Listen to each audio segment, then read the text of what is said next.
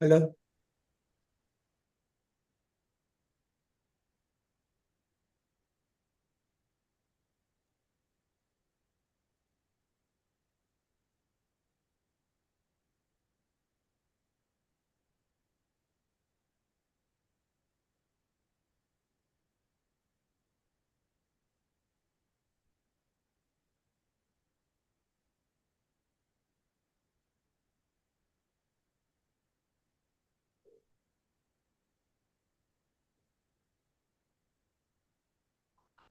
Madam.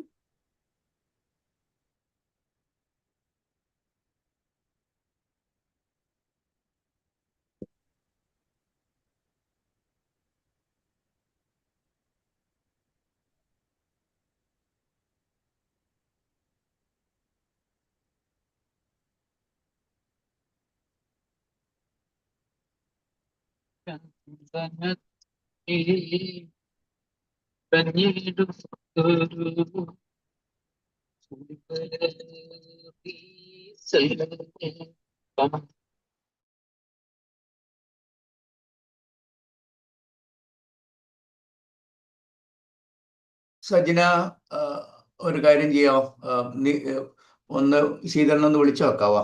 കാരത്ത് എന്താ? വിളിച്ചു sir, ഇപ്പൊ കേറുന്നുണ്ട് madam. Okay okay okay. Madam laptop മാറ്റിയിട്ട് മൊബൈലിൽ കയറി നോക്കാമെന്ന് പറഞ്ഞിട്ടുണ്ട്.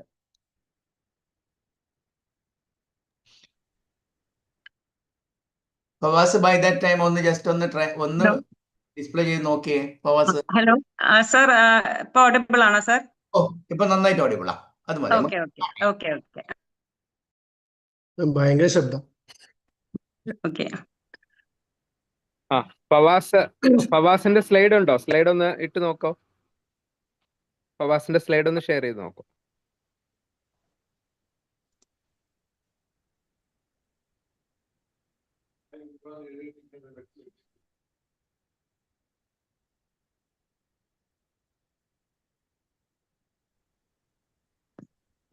എല്ലാവർക്കും കാണാവോ? കാണുന്നുണ്ട്. ചെറുങ്ങനെ കാണുന്നു. ഇത് ഫവാസ് ഫോണിൽ നിന്നാണോ? Sir, there is some problem with my connection, so I am entering with രണ്ട് ഫവാസിനെ കാണുന്നുണ്ടല്ലോ. അല്ല, എനിക്ക് ഒന്ന് ഫോണിൽ, രണ്ട് ഫോണിൽ നിന്നാണെന്ന് തോന്നുന്നു അല്ലേ? കുഴപ്പമില്ല, ഇറ്റ്സ് ഓക്കെ. ഓക്കെ, നമുക്ക് സ്റ്റാർട്ട് ചെയ്യാം, സമയം കളയണ്ട. Over to Sheetal. Sheetal, you can start. Okay. Anyway, thanks for this opportunity. Sir, this is an opportunity to interact with all the PGs in the Kerala medical, all the medical colleges, I suppose. Okay, anyway, go straight to the case. I think we'll discuss the case as he presents. So from the history, we'll see how to approach this case. Mainly this, I think I'll discuss mainly how to approach a case like this. Okay. Fawaz, you can start.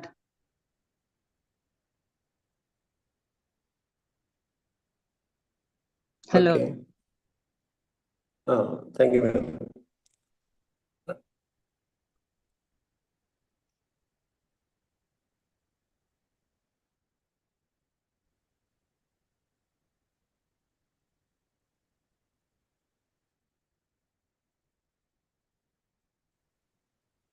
Ma'am, കാണാവോ? Screen വന്നിട്ടില്ല. Fawaz, your screen, your PPT is not. Okay. I'm starting with my case. Child's name is.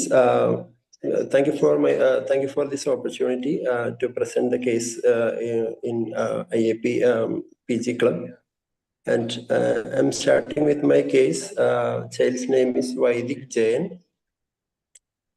Display ശരിയല്ല ഫവാസേ. എന്താ പ്രശ്നം? അത് മൊബൈലിന്റെ ചെറിയ സ്മോൾഡാണ് കാണുന്നത്. ഇതെവിടെയാ mistake? എനിക്ക് മാത്രമുള്ള കുഴപ്പമാണോ? ബാക്കിയുള്ള കൂട്ടർക്ക് എങ്ങനെയാണ്? സജന,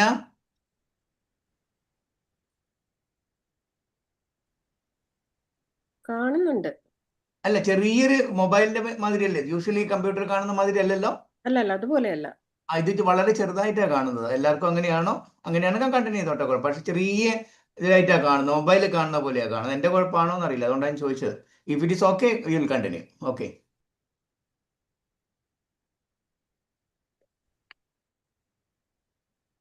ശരി, അപ്പൊ continue. Hello, sir. Now, Fawaz started off, Fawaz. Ma'am, child's name is Vaidik Jayan, 4-year, 1-month-old boy. Child is from Nilambur, Malappuram, and informant is mother and history is reliable. Presenting with low-grade fever for last 2 weeks, pain and swelling of left ankle for 3 days.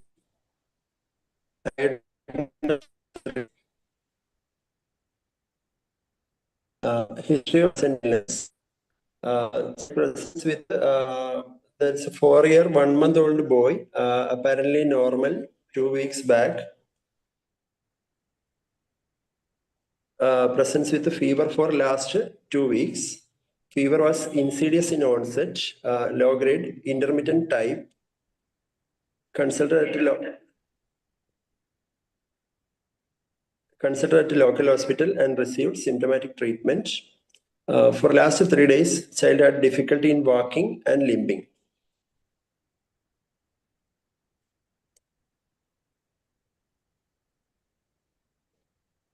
Then parents noticed pain and swelling over left ankle.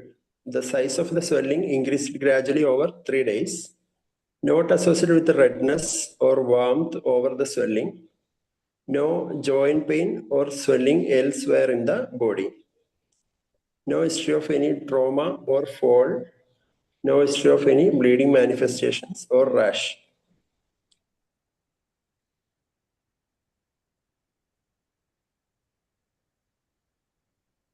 Then in past history, there is no history of any similar complaints in the Fawaz, past. we'll see how to analyze this case.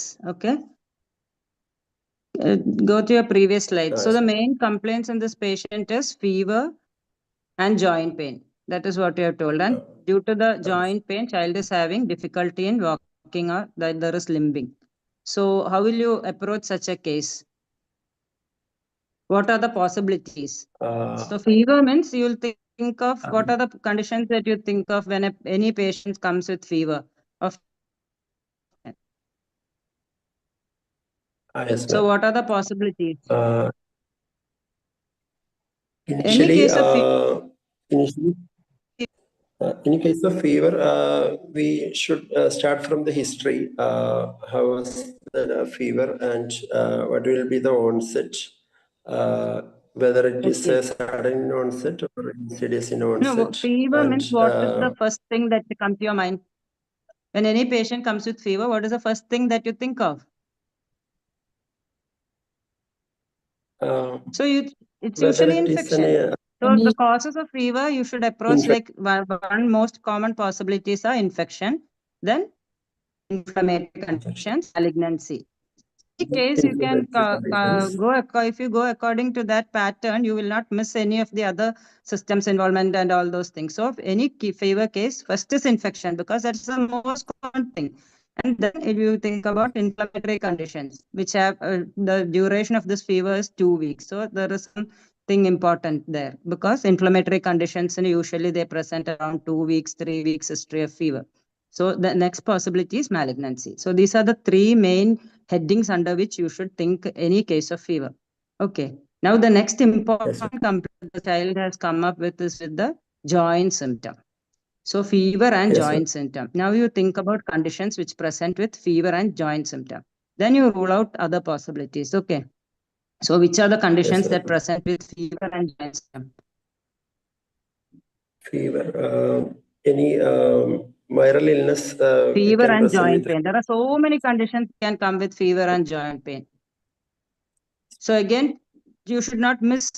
So again, you can think about infectious conditions. So infectious conditions that present with fever and joint pain. Whether it may be arthritis, that is post-streptococcal reactive arthritis. Joint pain and tenderness means it is arthritis. So Arthritis. fever and arthritis, what are the conditions that present with fever and arthritis? Whether it is a streptococcal reactive arthritis or septic arthritis or Yeah, first is osteomyelitis. septic arthritis, because infectious conditions are very common. So septic arthritis, then infectious conditions, inflammatory conditions like post-streptococcal or even rheumatic fever. Then JIA, juvenile idiopathic arthritis.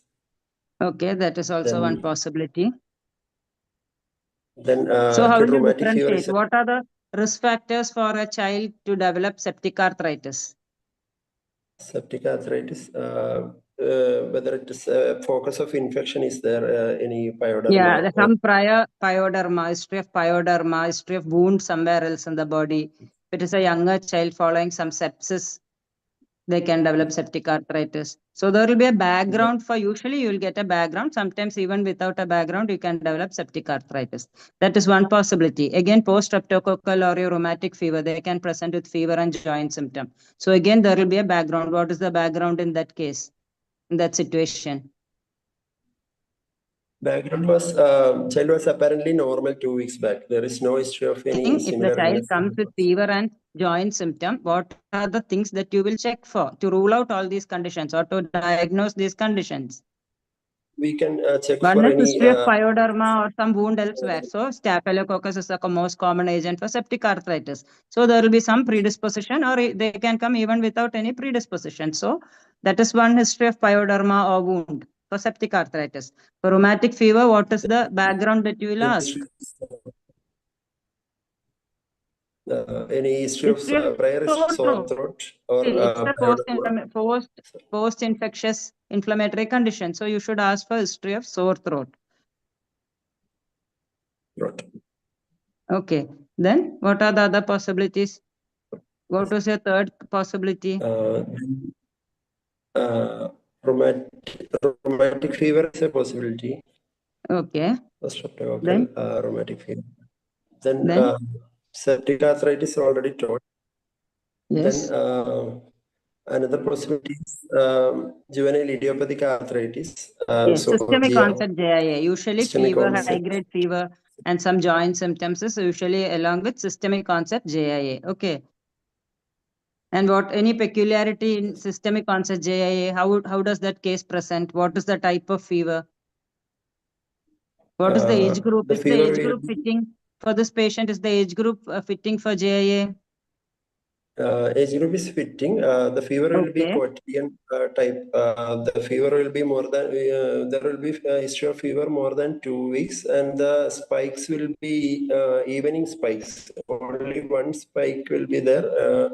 Continuous evening spikes for 3 days. It's usually intermittent fever. It's usually intermittent fever, high-grade intermittent fever. That is the pattern that you see in systemic onset JIA. There will be other associated symptoms along with that. Which are the usual symptoms along with systemic onset JIA other than fever and joint symptoms?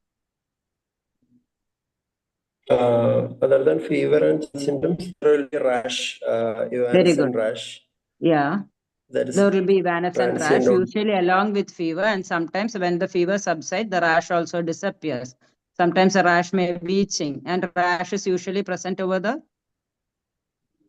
Where will you see the rash in JIA? Mainly over the limbs, mainly upper limb. Upper limb, no? Is it like that? Haven't you seen a case of JIA? It's usually over the trunk. Trunk. Rash is usually seen over the trunk. That's right. Okay. Then there will be hepatosplenomegaly not be there. And that is not clinical findings. We are just analyzing the history. You just talk about from the history, what are the possibilities? Yes, ma'am. Then okay, so JIA possibility in this particular patient, you have mentioned that the fever was low grade and there is no history of rash. And this particular joint alone is involved. There is no other joint involvement. Yes. Okay. Yes. No other so joint the next involvement. possibility, and what is the next possibility that you should think of? other than JIA? Malignancy. Tiredness is Malignancy is also one condition. hematological malignancy. Yeah, hematological malignancy is also one condition that can present with joint symptom or bone pain. Joint or bone pain. Need not be always joint. Sometimes it may be just a bone pain. So how will you Yes, differentiate these two? Why is it important that you should differentiate these two? The initial mode of treatment we using the if it is a Because JA, we start sometimes with you use steroids. many of the anti-inflammatory agents. Some anti-inflammatory agents are disease-modifying agents are effective in the treatment of malignancy also. So it will mask the disease, and you will miss the opportunity to treat the patient. So that is the most important point that we have to raise, because joint symptom means it's not only arthritis or JIA. Malignancy should also be kept in your mind before starting any of the disease-modifying agent. Okay, you should be very sure that you are dealing what you are dealing with starting any of the agents. Okay. So that is the importance. So from history, what else did you get from the history? What was the other complaint that the mother had? Fever, joint pain, and tiredness was the next complaint. Child is unable to walk due to the pain. That is also very important history. What does that mean? When the child, any child is unable to walk due to joint symptom means, what does that mean indirectly? It's a very severe type of pain. It indicates the severity of the pain. The severity, the severe, most severe type of pain will lead the child sometimes may not even complain of pain. Sometimes the only symptom may be limping or unable to walk. That means that the child is having severe pain. So which disease will have the most severe pain? JIA or malignancy? Of course, malignancy will be having severe pain. Malignancy will be having the most severe type of pain. So is there some differences between the two types of pain? You may not always get in your clinical case, but it is important that you know that there are some differences in the type of pain. Or can you mention some of the clinical differences between the type of JIA pain and between malignancy pain? JA pain, child can able to walk in the initial presentation in JA, but in malignancy there will be the pain will be present throughout the day, and okay. Second point. Then the pain will be present over the affected joint or JA, but in malignancy the pain will be present over the any another areas also. Okay, pain, usually malignant pain is so severe that it's usually more at night, and it is not relieved by simple analgesics or paracetamol. Pain due to JA will be relieved by anti-inflammatory agents. Pain due to malignancy will not be relieved. And child will not be able to sleep. Child will not be able to walk. Activities will be restricted. And in JIA, sometimes you get that more pain and stiffness and decreased mobility all are more in the morning. And towards the, as the day proceeds, child will become better. That typical pattern may not be evident in all the cases, but these are some of the clues that, and when you examine also, you will see that joint line tenderness is more specific for JIA. In pain due to malignancy, it is not only in the joint line, it's outside the joint, and it's also in the bone and other areas also you can demonstrate bone tenderness. Okay. Yes. Okay. So that is a very important point, how to differentiate between JIA and malignancy. Okay, proceed. Yes, ma'am.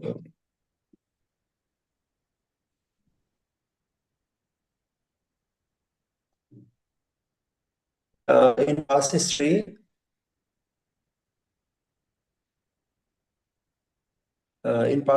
there is no similar in the past. No history of joint pain or swelling in the past, and no history of previous episodes of hospitalization. And you mentioned about tiredness. You mentioned something about tiredness.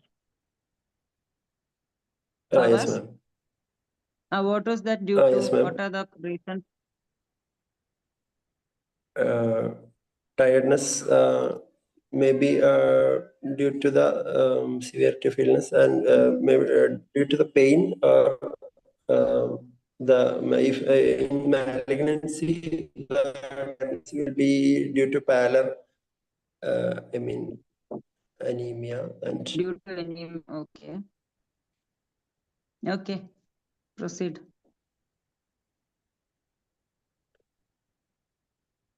then antenatal, natal, and postnatal history. The child is the third child of a non-consanguineous marriage. History of one miscarriage in first pregnancy. Antenatal period was uneventful. Antenatal scans were normal.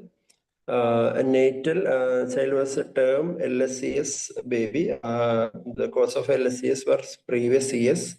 3.3 kg birth weight, cried soon after birth. No NICU admission in postnatal period. Then immunization was up to age, no additional vaccines taken. Then developmental history, LKG,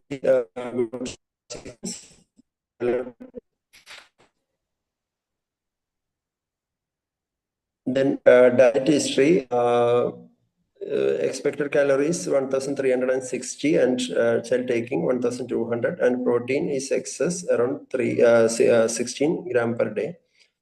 Then family history, no history of any significant illness or malignancies in the family. The child is a third child of a non-consanguineous marriage. Elder, two sisters are normal.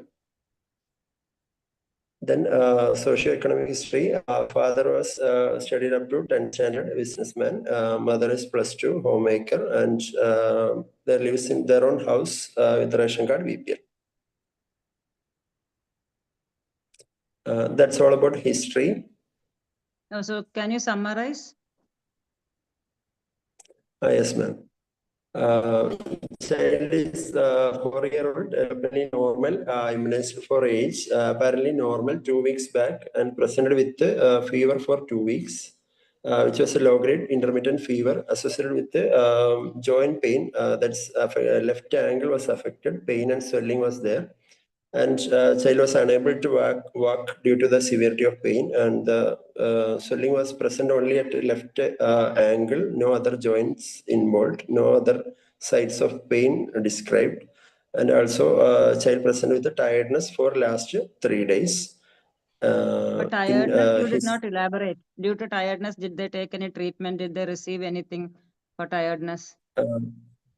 Tiredness was associated with the pain, and they consulted at the local hospital and referred to IMCH for further management in view of some examination Did they receive findings. some blood transfusion? You told me that may be due to anemia. Did they receive transfusion from outside? Not received from outside, only after admission, ma'am. Okay. Then So with this background, what are the possibilities now you are thinking, and how will you proceed further? What is in your mind? the first possibility due to the presentation and the severity of pain is the hematological malignancy. Okay. Then systemic onset juvenile idiopathic arthritis. Then there is no past history of sore throat or pyoderma. So there is a chance for post-streptococcal reactive arthritis or acute rheumatic fever. That's also considered. And there is no significant swelling and no high-grade fever. So even though there is chance for septic arthritis and osteomyelitis is also considered. And Did the child receive some antibiotics during the presentation from outside? Not received any antibiotic from outside. Not received any antibiotic Oral from antibiotic. outside.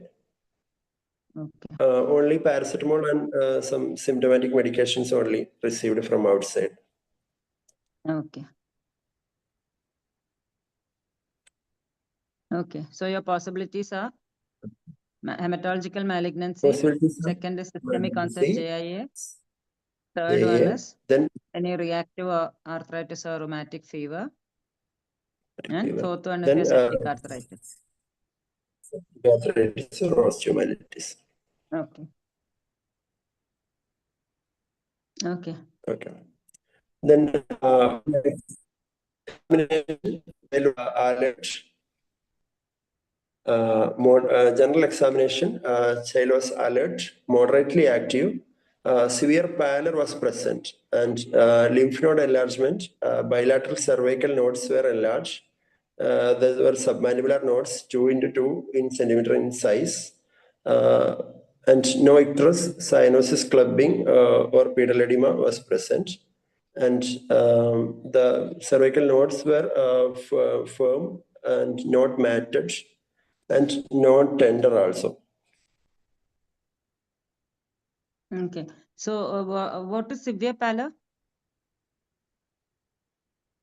Severe pallor, the on examination, if we examine the marks, we also faded or looks pale, and palmar creases also looks pale. The pinkish hue of the palmar creases will be also faded. That is considered as severe pallor. In moderate pallor, Compare the the oral examiner's hand mucosa. with the compare Compare the examiner's hand with that of the patient you took for. Okay. Yes, ma'am. Next. Then, So from the general examination, this is vitals, from your general examination finding. Yes, ma'am. So what are the important signs that you have picked up? One is, now the child is having fever, child has joint fever. symptom, that is from the history, and clinical examination you have got that there is severe pallor. Yes, ma'am. And severe pallor and bilateral cervical lymphadenopathy was present. is that significant, or it is just a routine lymph node that may be physiological? 4 No, years, so lymph nodes are common. Size lymph node. The cervical lymph nodes were, if it is more than 1 centimeter in size, it is taken as significant. There is 2 into 2 centimeter sized lymph nodes were present. Okay, is it tender or non-tender? They were not tender and firm in consistency, not matted also. Is it important? Usually, what are the types of nodes that you like? Which node will be tender and which is non-tender? Which is more dangerous? What do you think? Usually, infection or inflammatory conditions showing tender lymph nodes and non-tender lymph node enlargement is we taken it as serious when compared to tender lymph nodes. Not always, but it's a generalized. Yes. Because cervical lymph nodes are usually inflamed in any conditions of the oral cavity, pharynx, or throat. So that is a common thing in pediatrics, and usually when it is following some sore throat or this thing, you will get a tender node. Okay. So cervical lymph node, fever, joint symptom, and what else did you get? So again, can you add something more to your differential diagnosis from more findings from your general examination? There is severe pallor. Cervical lymph node, fever. Infectious mononucleosis is also a possibility. Yeah, one possibility is infectious mononucleosis. Especially, what are the points it is against? Now, from this point of, usually there won't be severe pallor in IMN. Joint, yes, ma'am. No severe pallor and no significant severe joint symptoms may not be there. Okay. Moderate pallor will be there in IMN. Yes. Severe pallor, you have mentioned there is already severe pallor, and joint symptom is a predominant symptom that's usually not seen in IMN. Okay. Next. Yes, ma'am. In vitals, cell showing pulse rate was 128, good pulse volume. CFT was less than 2 seconds. So there is tachycardia. Pulse rate 128 is not normal. Not normal. Okay. Child was having so was the child tachycardia. febrile? Febrile at that time? At the time of Is it due to presentation, fever? child was febrile at the time of presentation. That you did not mention. In your vitals, you should mention. Okay. They are not taken the Tachycardia. temperature, at least mention there is no fever or the child not febrile, temperature is normal, and there is tachycardia. Okay.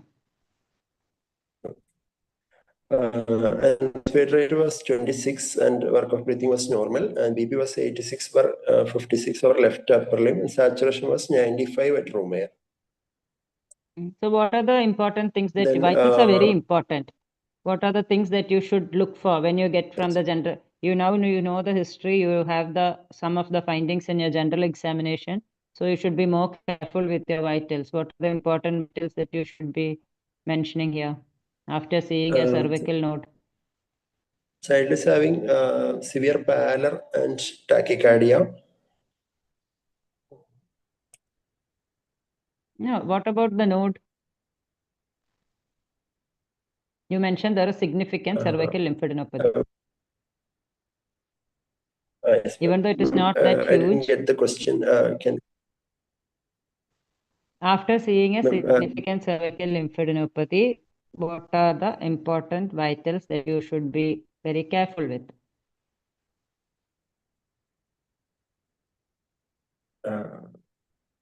Cervical lymph node is something is a clue for something else.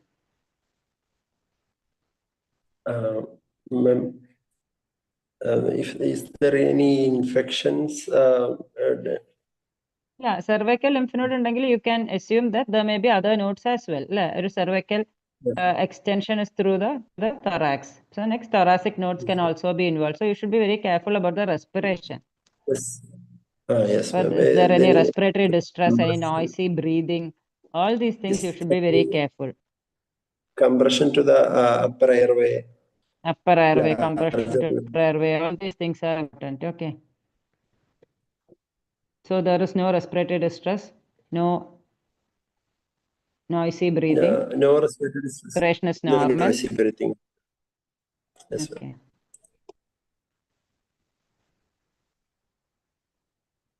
Then in head to foot examination, head size appeared normal, no dysmorphic facies. Single Is there anything cafeoli significant macule present this was in over. first 1 minute? So you mentioned no dysmorphic facies. What is the importance of dysmorphic facies in this setting?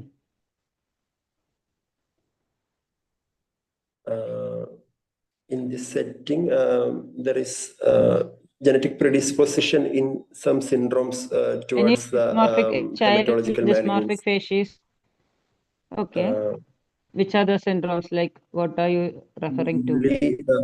Most common presentation is in Down syndrome. Down syndrome. Okay. Trisomy will have a peculiar phenotypic features. Then you should be because is there any increased risk in trisomy? Trisomy 21, is there any increased risk of hematological malignancy than general population? Yes, ma'am. In trisomy 20, lymphoblastic leukemia risk is higher, but in AML cases are more in Down syndrome. Overall, leukemia cases, ALL is more common, but in Down anyway, a dysmorphic facies means if you are looking for trisomy means there is increased risk of hematological malignancies. That is one condition. Yes. Any other condition? Then in Fanconi's anemia. What happens in Fanconi's anemia? What are the phenotypic features that you can differentiate? Child will be having microcephaly and triangular face with microphthalmia, strabismus, and then low set ears and some over the face and radial ray abnormalities, that is absent radius or absent thumb. Okay, there are so many features affecting almost all the organs. Okay. Skeletal abnormalities are there, short stature, mental retardation, hyperpigmentation. So many features are there. So you should know all these things. And any other predisposition syndromes? Why is it important that you should identify these predisposition syndromes? In predisposition syndrome, there is high chance for malignancies, certain peculiar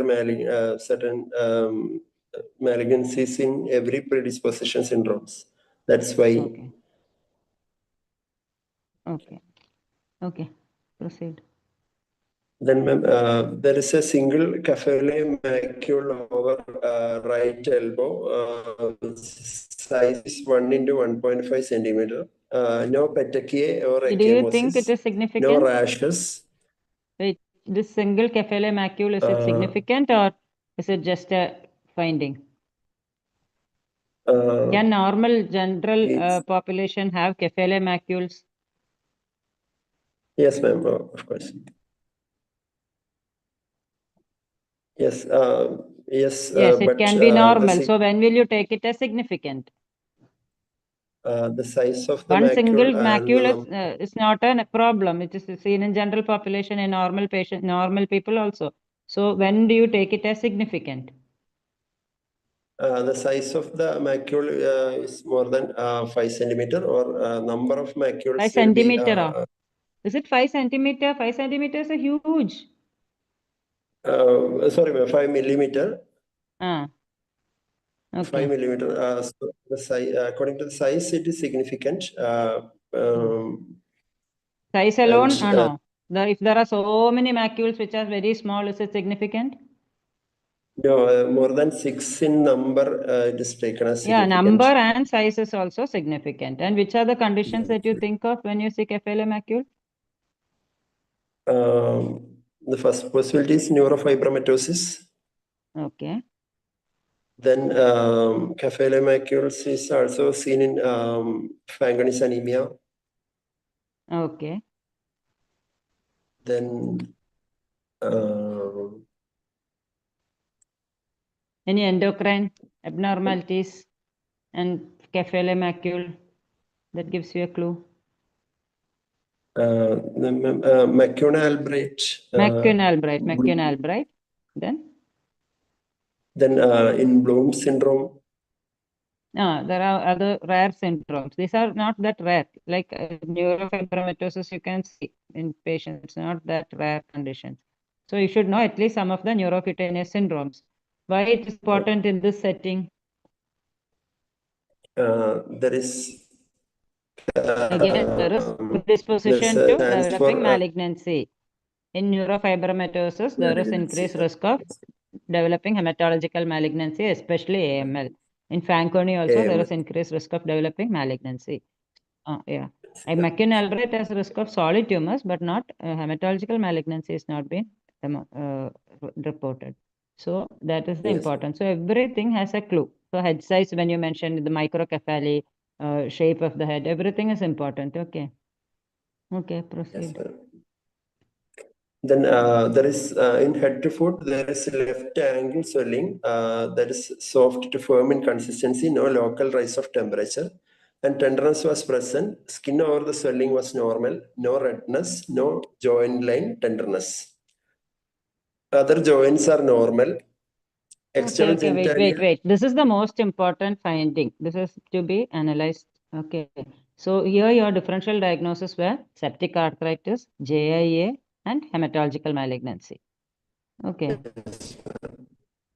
Any other condition in a 4-year-old that can present with predominantly joint symptoms? Younger child. KD. KD. Okay.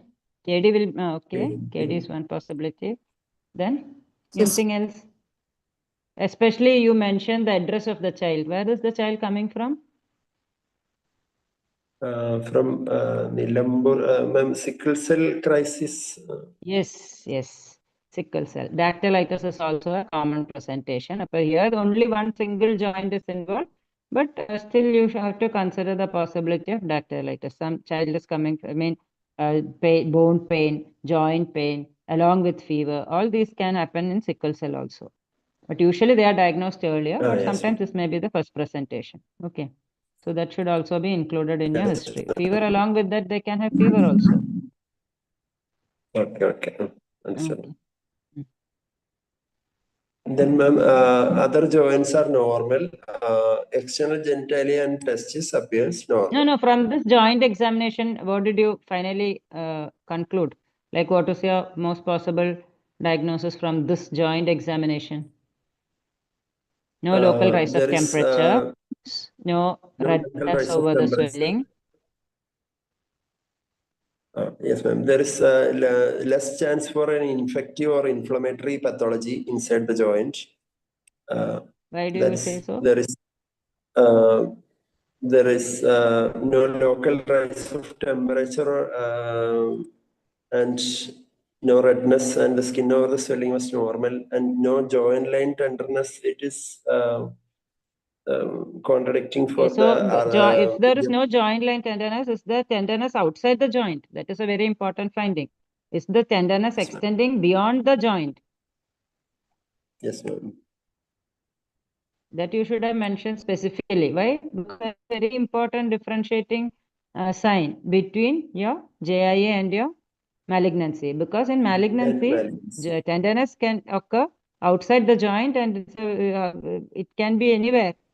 Wherever you can demonstrate tenderness, you will have tenderness. So where do you look for bone tenderness? Over the sternum and long bones. Long bone, superficial. Why there is bone tenderness in malignancy? What is the reason? Due to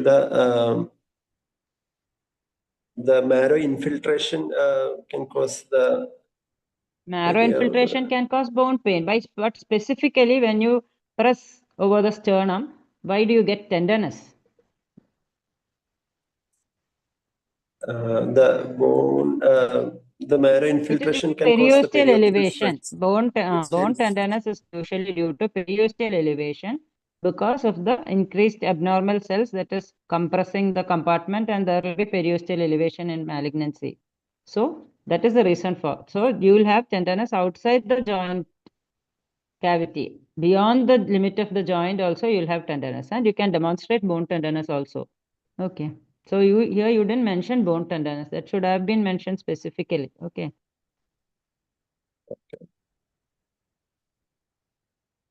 Then other joints are normal. External genitalia and testis appears normal.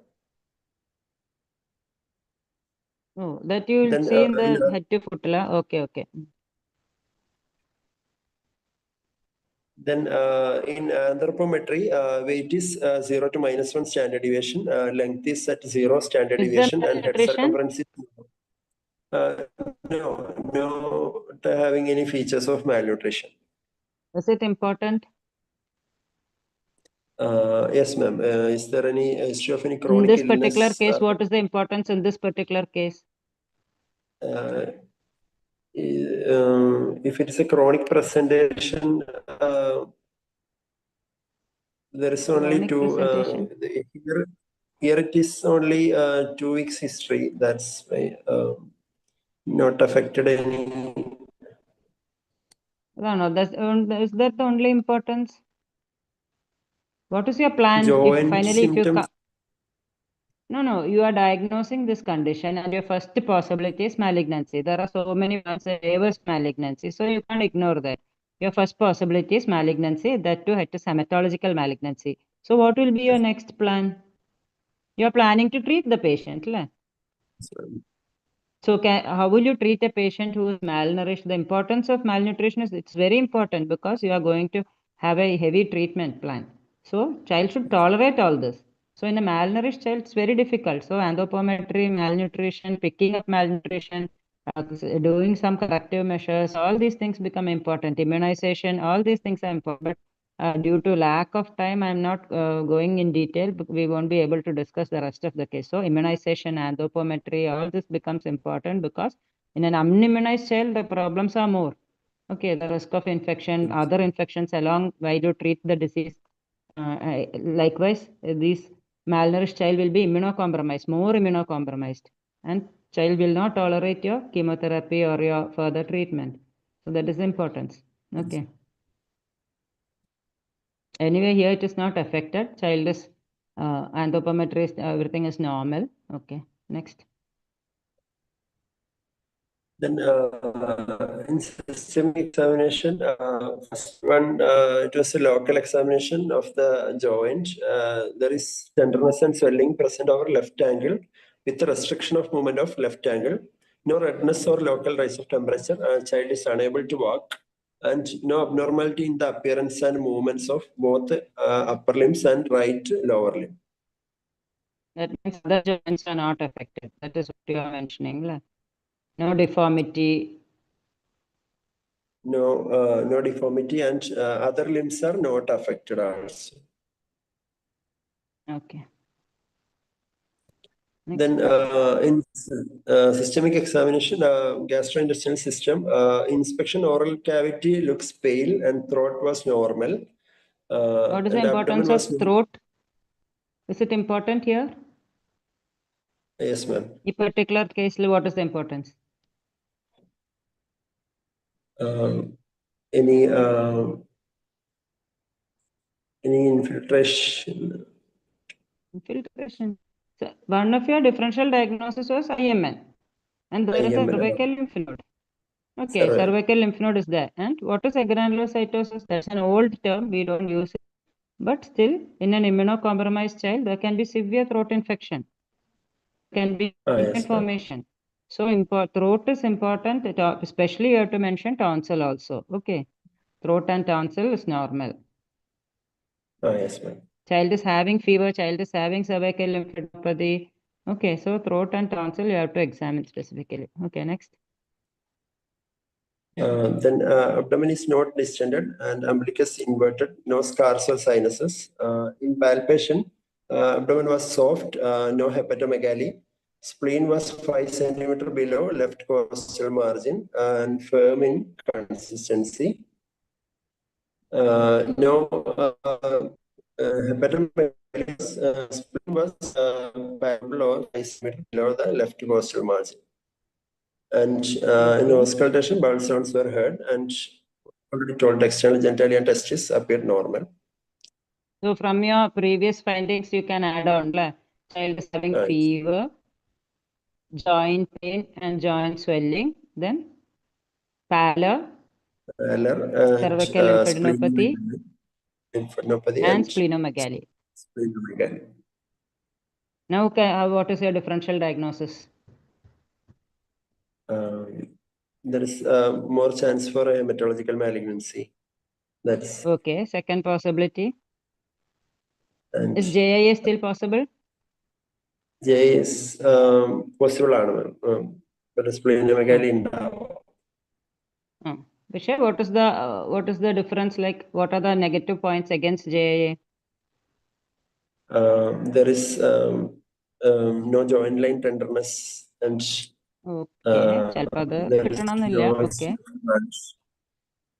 no history of any rash. And usually, spleen is usually this is somewhat like mild to moderate splenomegaly. Spleen size slightly on the higher side, and cervical lymphadenopathy. Some small lymph nodes may be palpable in JIA, but specific localized cervical lymphadenopathy is not usually common. Okay, these are the 2 points, but again, it is difficult to differentiate. Okay, next.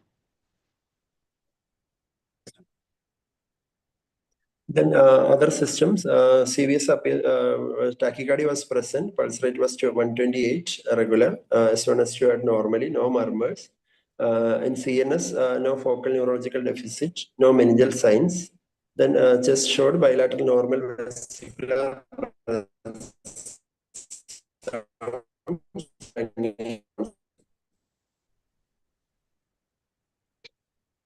Then summary of case. 4-year. No, from CNS, what is the importance of CNS examination? Pavas, CNS, what is the significance? Now you have the possibilities. Meningeal signs and meningeal signs and what is the difference? Do you expect meningeal signs in your first possibility, hematological malignancy? Do you expect meningeal signs? Is there any CNS leukemia? Yes, very important. Even though the incidence is less, 5% of patients, around 5% can present with CNS involvement. What are the types of presentation in CNS involvement? present a CNS involvement in hematological malignancy, especially, which is the most common hematological malignancy in pediatric age group? It's ALL, acute Acute lymphoblastic. lymphoblastic leukemia. So what is the type of CNS presentation in ALL? How do they present? Do they present with hemiplegia? Do they present with seizure? What is the type of presentation and why? Seizures is the common presentation. No. In hematological malignancy like leukemia, the involvement, where is the involvement? Meninges. Meninges is the site where malignant cells get deposited. So meningeal signs will be the presentation. Appo symptom wise it will be headache.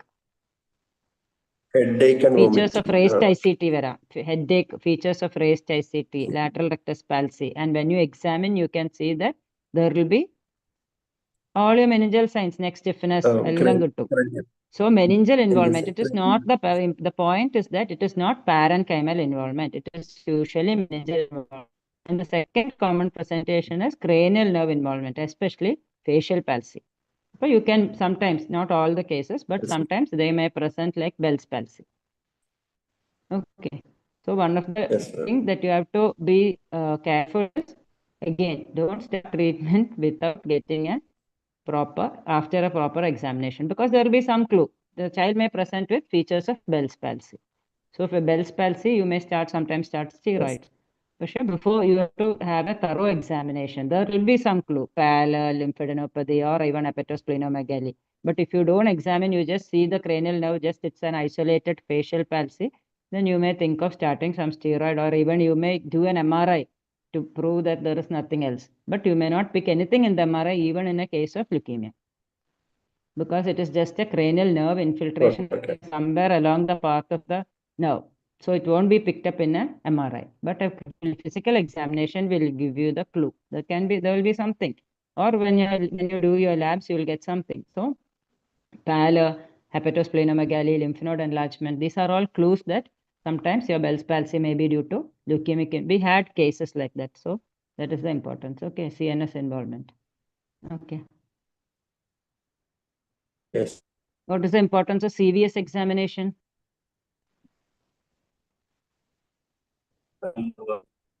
In this setting, There is CVS examination. tachycardia. In this setting, what will you look for specifically? In this setting, now you have a clue, which is most probably hematological malignancy. With that in mind, child present with severe pallor, so child presents in presence of congestive cardiac failure, features of congestive cardiac failure that you have to look. So you look for S3. Okay. Then anything else? Then any pericardial effusion? Is there any risk of having pericardial effusion in this child? yes. The malignancy itself can cause pericardial effusion, and the child is immunocompromised. So condition you get pericardial effusion. Specifically, in which malignancy you get pericardial effusion? In T lymphoblastic leukemia, they can present with pericardial effusion, they can present with pleural effusion, they can present with mediastinal masses. Okay.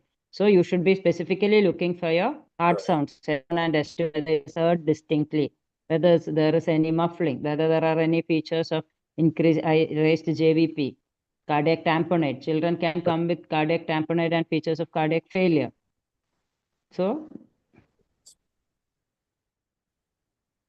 and one of your differential diagnosis was rheumatic fever. So you have to look for all these murmurs of acute rheumatic fever. Okay.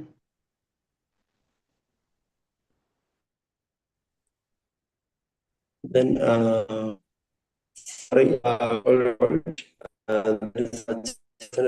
respiratory system also. On examination, okay. Respiratory system also, it is very important, because again, pleural effusion, they can have pleural effusion, they can have huge mediastinal mass.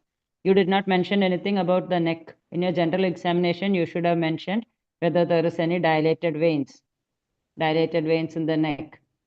Finesse. That's why I asked specifically for the cervical lymph node. Is there anything else? So mediastinal mass ഉണ്ടെങ്കിലോ mediastinal mass is due to in acute lymphoblastic leukemia. Why do you get mediastinal masses? In Usually TALL, mediastinal mass in acute, in TALL, it is because of Yeah. thymic involvement.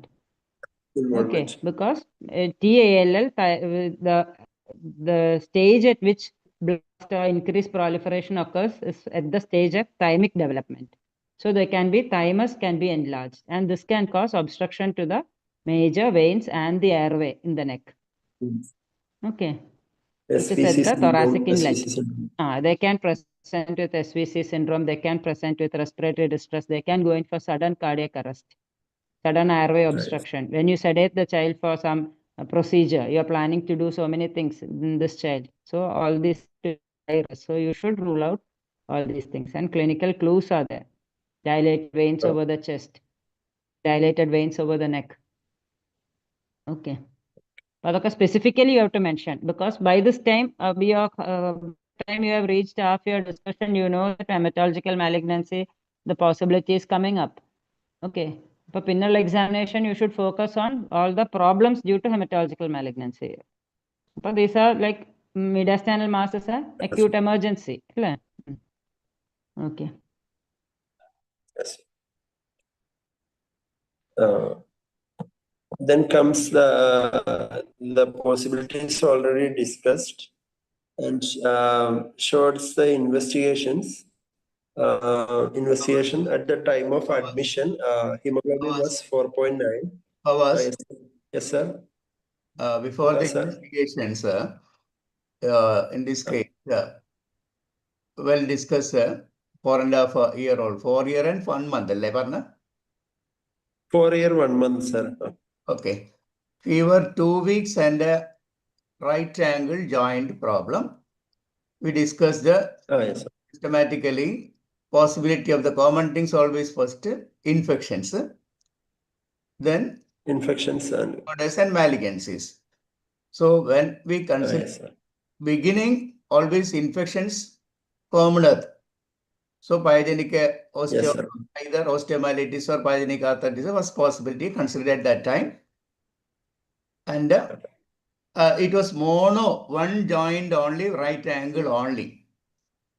Among Yes, sir. infections, bacterial comes always first, staphylococcal. Then rare possibilities also need to be considered, like other bacteria, brucellosis. It's a rare quantity, but need to be considered. Viral infections, again with the joint involvement, it can be chikungunya, it can be parvovirus, it can be rubella. All these things need to be considered. All the infections need to be considered at the beginning. And there again, possibility tuberculosis. So that also a typical presentation you need to consider among the infections. After that, connective tissue disorders, the JIA either is systemic onset or post-articular can be the presentation. The rheumatic, you need to consider the age. Age a little unusual because usually a little older age group. Anyway, it's not impossible. But the point here, when you're analyzing joint pain and problem persisting in a single joint more than 1 week. So that again rules out the possibility of a rheumatic, because it will always fleeting and flitting other joints will be involved by that. Yes, sir. A single joint persistence beyond 1 week, and by that time there is no high grade fever persisting 2 weeks. So without antibiotics, it is persisting means the bacterial goes down in the list. And your history part, all the points were discussed. What about the pain? Where is the pain? Is it in the joint? Is it in the bone? Is it a maximum at night or even in the early morning? All these things were discussed in the history. So possibility of malignancy was definitely considered. In the general examination, always very, very important when you are getting a lymph node with significant pallor. One possibility is a neuroblastoma also. You need to palpate the skull for any defect. Light Apart from the lesions. shape and this thing also, that is important. And you need to mention about, Sheethal was pointing out about the veins two ways the neck vein can be involved. It can be just a dilatation or it can be pulsatile. Because if it's a anemia or another manner cardiac failure is there, it will be a JVP, it will be waves can be analyzed. If it is a mediastinal thing, it's a distended without waves. So we need to give importance to the veins in the neck, and the eyes are important. If the periorbital puffiness or apoptosis, because there are few ways the eyes can be involved. One is the distended veins, puffy only. Neuroblastoma, there can be some involvement, and the CNS situation, fundus is important. So fundus also is important in that condition. Yes. The important finding, physical finding which you missed is the percussion part in the chest, because a child who is not having cough or dyspnea, you are very likely to pass off the CVS and respiratory as normal, but you should not be avoiding, you should always be percussing the infrascapular areas at least. You should be percussing the hard borders, and you should be percussing the mediastinum. These are all equally important because mediastinal mass need not be detected. You may be missing a milder pleural effusion without significant distress, and cardiac apex need to be looked for because it can be a cardiomegaly or it can be a shift. So percussing infrascapular areas, percussing the hard borders, especially at the apex, and percussing the mediastinum. All these are very, very important. In the examination of the joint, what you need to decide is whether it is a joint problem or a bony involvement. You have discussed. So important is the lower end of the tibia a little more swollen than the joint? Is it a joint or a bony situation? That is need to be important. And in the examination, other areas of the bone and upper limb you mentioned, sternal tenderness also is important. When you palpated, you found a spleen, but there is always a possibility that you are mistaking a neuroblastoma mass for the spleen. So before you judge that it is spleen, you should always be doubly cautious that it is spleen itself. Now the findings to differentiate the mass from the spleen need to be mentioned. Okay. Yes. So all the other point I agree.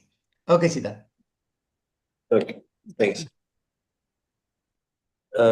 Then comes the investigation part. There's the investigations at the time of presentation. The hemoglobin was 4.9, total count 14,000, and platelet count was 28,000. And differential count was lymphocytes predominant, around 82% lymphocytes. That showed bicytopenia, that is HB was less than 5, and platelet count was 28,000 only. And inflammatory markers showed ESR 80 and CRP 9.2.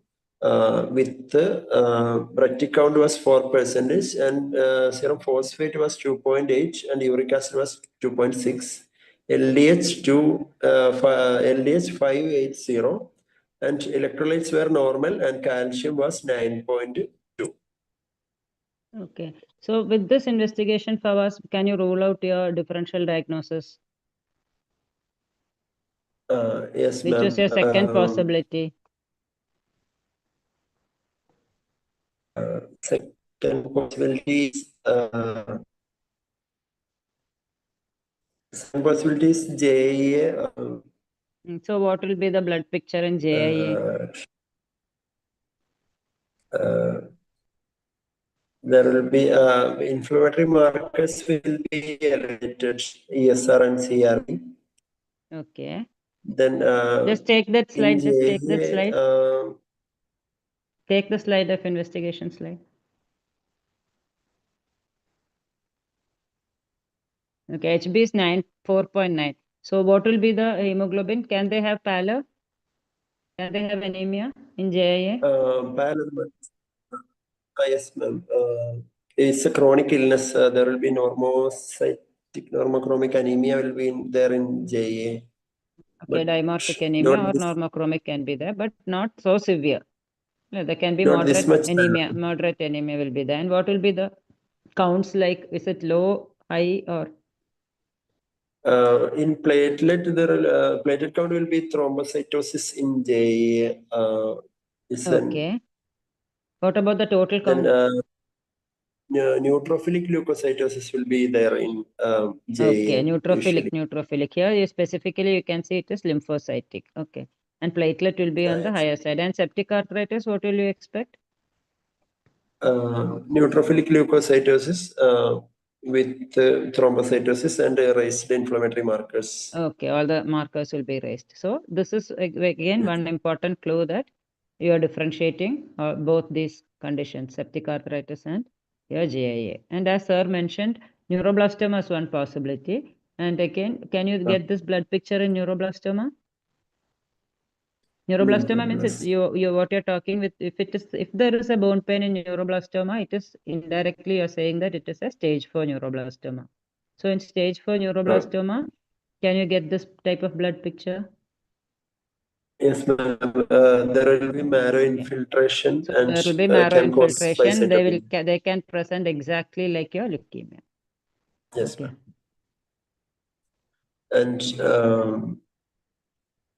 then electrolytes and phosphorus, uric acid, and calcium is also checked, and which was normal with a slightly elevated LDH. Okay. What is the importance Then, of all these parameters? Why do you check all this? Uric acid, LDH. Then, is there any chance for tumor lysis syndrome? And Yeah, it indirectly and indicates the tumor load. LDH indirectly Yes. indicates what is the tumor burden. So more the tumor burden, more the risk of going in for spontaneous tumor lysis. That is one tumor reason. lysis. Okay. So can malignancy present with this count? You forget about the differentials, but can they present with count? Yes, ma'am. Can present even So with what are the the counts. types of? They can present with low count, they can present with normal count, and they can present with very high count as well. Okay. Very high. So even with a count of 1500, malignancy can present in. Yes. So count alone will not help you to differentiate. You may think it is a viral fever. You can always say that this is something like a viral fever. There is joint pain, there is fever, counts are on the lower side. But there are other clues, but I'm saying that just because the counts are not raised, it doesn't mean that it is not malignancy. Okay.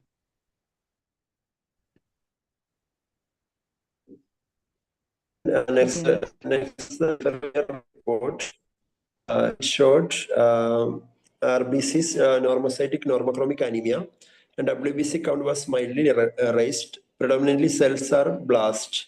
Blast cells are slightly larger than the size of small mature lymphocytes, having scanty basophilic cytoplasm, round nucleolus, and with mild indentation. Blast percentage was 82%. With the MPO and PAS So what is negative, the normal blast percentage? In a normal person, what is the blast percentage? less than 10%. In the peripheral smear. Peripheral smear.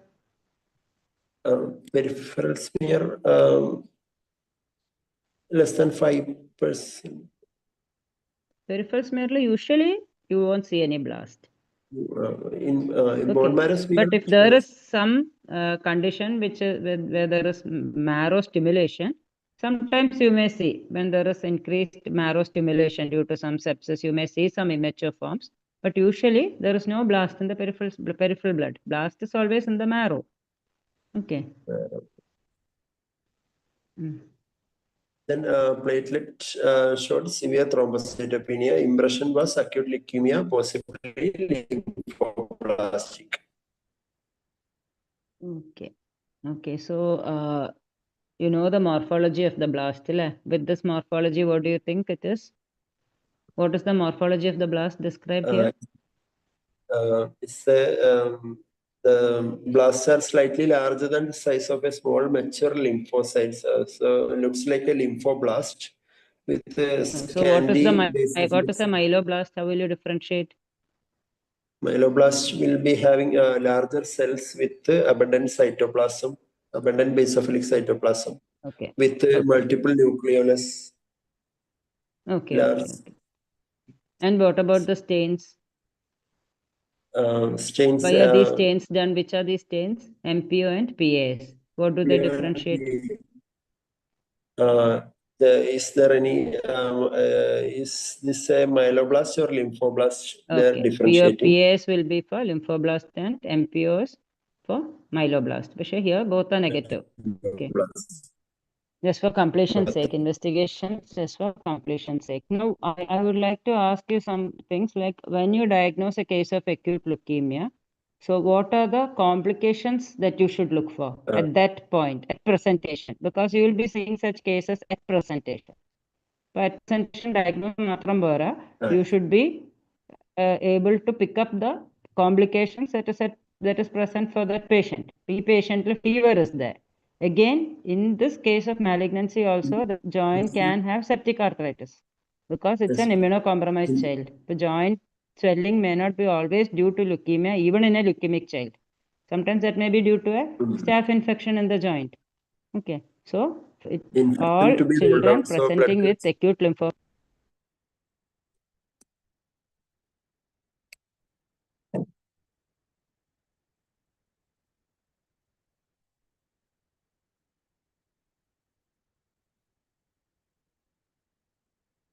Hello, ma'am. Something happened. Okay. So again, blood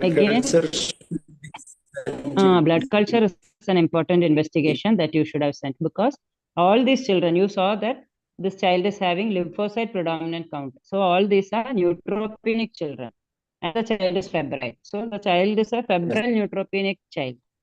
So again, it's an emergency. Febrile neutropenia is always an emergency. So before starting your antibiotic, or if you have any suspicion that this is an infection, you don't have time to waste. So you should be sending, and then you should adjust accordingly. If the culture comes sterile or if the child respond after starting treatment, you may consider this as a leukemic involvement. So even septic arthritis again is important in this setting. Okay. Next. So you type after your peripheral smear, what is the next investigation that you'll do? Or what are the other complications? We already mentioned mediastinal mass. Why is it important? Because child can go in for sudden respiratory arrest. Can cause one is febrile neutropenia. So what are the emergencies that these children can have at presentation? One emergency is febrile neutropenia. It is a medical emergency. You should be starting some antibiotics. Second emergency is mediastinal mass. It can tumor lysis. Tumor lysis is also another emergency. So you should be ensuring that the child receives, even if it is oral, child should receive proper hydration. Even if the count in the peripheral blood is not that high, the child's tumor load will be very high. They can develop spontaneous tumor lysis even before starting treatment. So ensure that the child is getting full proper hydration. And prophylactically also, if you have confirmed the cases leukemia, you can start your xanthine oxidase inhibitors like allopurinol, you can start. Okay, so you should be able to identify the complications also. You can't just diagnose acute lymphoblastic leukemia. The child can be having febrile neutropenia, child can be having mediastinal masses along with acute leukemia, and child can have tumor lysis also. Okay. Yes. And for completion's sake, now comes the last of the investigation part. Okay. Chest X-ray showed no mediastinal widening. Then USG of the left angle showed very minimal joint effusion with minimal synovial thickening. USG abdomen showed splenomegaly with mesenteric lymph nodes, mainly para-aortic, largest 7 mm. Then in USG abdomen, what is the important thing that you have to look for? Splenomegaly, already you have, clinically you have splenomegaly. So that doesn't add much information. What is the important thing that you are worried about in your ultrasound? Child can develop any complication. We just mentioned, these are the complications. So in ultrasound, what are you looking for? Any infection? Renal involvement. What is the kidney? Is the child having a normal kidney? Is there any infiltration, malignancy, or malignant cells can infiltrate even the renal? And if the child goes for TLS, the complication may be more because Renal Yes, ma'am. infiltration Railway TLS they'll go in for renal failure. So that is the most important thing. You did not mention anything about the kidneys, whether they are normal, you have to know. There can be so many congenital anomalies. There can be single kidney, fused kidney. So many things can be there. You don't know. Even though the child may be asymptomatic until there is some acute problem. So there can be renal abnormalities. There can be renal infiltration. So before starting treatment, you have to know whether renal kidney is normal. Okay. Yes. Then flow cytometry report positive for CD34. Why do you want to know flow cytometry? Why do you want to do a flow cytometry? Is referral smear for treatment? No, ma'am. The flow cytometry, the markers are important for B cell and T cell, whether it is B cell leukemia or T cell leukemia. So morphologically, you may not be able to differentiate. Even sometimes myeloid and lymphoid, you may not be able to differentiate morphologically. Peripheral smears mainly morphological pattern of that blast. So that is the importance. You have to type which is the origin, whether it is lymphoid, whether it is myeloid. Sometimes the patient can have a mixed phenotype also. So now flow is mandatory before starting your treatment. So immunotyping, initially it was somebody has typed as immunotyping. Immunotyping can be done by flow cytometry or your immune markers from your bone marrow biopsy. From bone marrow biopsy, you can add the markers for T cell, B cell, and myeloid. So that was the earlier method. But now since flow is more objective and it is easily available and done very fast within 1 or 2 hours, you can get the report. Okay. Yes, ma'am. Okay. Then now it came as positive for CD34, TDT, HLA, DR, CD10 and CD19. So negative for T cell and myeloid markers.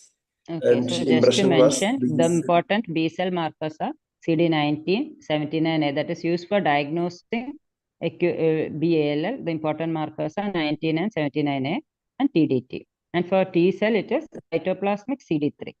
That is negative here. Yes. And rest are myeloid markers. Okay, you just have to know which are the markers. That's all. Don't have to know details about the flow cytometry. Okay. Okay. That's all about the details of the case. And in the conclusion, it is diagnosed as a B cell precursor B cell leukemia, and there is no complication was present at the initial period, and there was no features of TLS, and no sepsis, and no febrile neutropenia was not there. Okay. So what are the reasons for the fever? Why do leukemic patients develop fever? Fever, the malignancy can self-present as fever due to the What is the reason? The inflammatory markers, sorry, ma'am, inflammatory mediators can cause. There can be cytokine release. There can be cytokine release. That is one reason for fever and malignancy. And infection, surely you have to be always thinking about infection because that is one treatable cause. They are immunocompromised, can have infection along with presentation of malignancy. So infection and cytokine release, these are the two reasons for fever. Any peculiar pattern of fever? If for JIA, you have this peculiar pattern, high-grade fever, intermittent. In between, the child will be normal. So malignancy, is there any peculiar pattern of fever? Because fever is the most common symptom and fever is very non-specific. All infections, all inflammatory conditions, all malignancies, all these can present with fever. But differentiation, is there any peculiar pattern of fever in hematological malignancies as such? No, there is no pattern. It can present either. There is no pattern. They can present with low-grade fever, high-grade fever, intermittent fever, any type of fever. There is no peculiar pattern for malignancy. It can be even low-grade fever. History of fever 2 weeks back. Now there is no fever. That is also a common presentation. Okay. So what is the one finding that this child did not have? bleeding Uh, manifestation, which is again a typical finding. Thrombocytopenia is there, but child did not have any bleeding manifestation. Okay. Okay. Anything else? Anybody need any clarification? Sheethal, should we do ultrasound tests routinely before you start? No, usually we don't do, only if there is any clinical swelling, because majority of the patients will have at least 15% will have testicular involvement at presentation. But that is not a problem. If the testicular involvement persists even after induction, that is when it becomes a specific, like then you have to modify your treatment. So you are expecting testicular involvement in at around 15% of the patients. But overt testicular involvement uണ്ടെങ്കിൽ, then you have to document that. And you have to see whether that has disappeared after the induction phase. If it is persisting even after induction phase, then you have to do some treatment for that, either local treatment, that is radiation you have to give, and you can plan your chemotherapy also accordingly. Testicular involvement is expected. But overt involvement, occult involvement you are expecting, because blood is reaching everywhere. So all these, every organ will be affected. A persistence of testicular involvement is a problem. Flow cytometry can we do from peripheral smear? Always bone marrow is a must, Allah, sir, peripheral smear, if there is sufficient blast, you can do from the peripheral smear also. So you can avoid that situation? Allah, the thing is, actually, we want a bone marrow specimen, because peripheral smear, they won't be storing the peripheral smear. These patients can go in either way. They can relapse sometimes, they can progress, even after treatment, they can come back with the disease. So this bone marrow slide, they can keep for so many years. That will be stored there. So if any reference or any doubt is there, you can always go back to the first bone marrow. So we always prefer to have a bone marrow, but flow can be done from peripheral smear if there is sufficient blast percentage. In this case, flow cytometry shows 19 and CD, 19 and 20, also 34.